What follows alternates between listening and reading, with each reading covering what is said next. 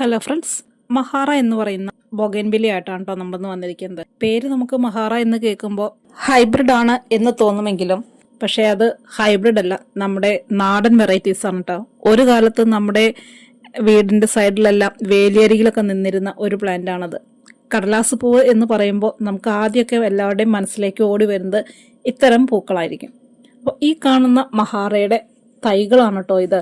അത്യാവശ്യം നല്ല ബഞ്ചസ് ആയിട്ട് കണ്ടില്ലേ, നമ്മൾ കത്രിക കൊണ്ട് ഇങ്ങനെ വെട്ടിയിട്ട പോലെയുള്ള പൂക്കളാണ് ഇതിന്. നല്ല കുലകുലകളായിട്ടാണ് കേട്ടോ പൂക്കൾ വരുന്നത്. പിന്നെ നമ്മളെ പണ്ട് കാലത്തുള്ള ഒരുപാട് ചെടികളെല്ലാം ഇന്ന് നമ്മളിങ്ങനെ കട്ട് ചെയ്ത് ചട്ടിയിലും മുറ്റത്തൊക്കെ ഒതുക്കി വെക്കുമ്പോൾ അതിന് അതിൻ്റെതായൊരു ഭംഗി കൂടുകയാണ്.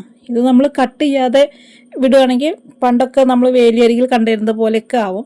പക്ഷേ ഇപ്പം എല്ലാവരും ഇങ്ങനെ ഒതുക്കി നിർത്തുകയാണ് കേട്ടോ. അപ്പോൾ ഈ കാണുന്ന സൈസിലാണ് നമ്മുടെ 200 രൂപയുടെ ഈ പ്ലാന്റ്സ് വരുന്നത്. ഇതിനകത്തൊരു ഫസ്റ്റ് കാണിച്ചതുപോലെ ചോക്ലേറ്റ് കളർ, അതുപോലെ ലൈറ്റ് പിങ്ക്, ഡാർക്ക് പിങ്ക്, ഇങ്ങനെ 3 കളേഴ്സാണ് കേട്ടോ അപ്പോൾ നമുക്ക് അവൈലബിൾ ആയിരിക്കുന്നത്.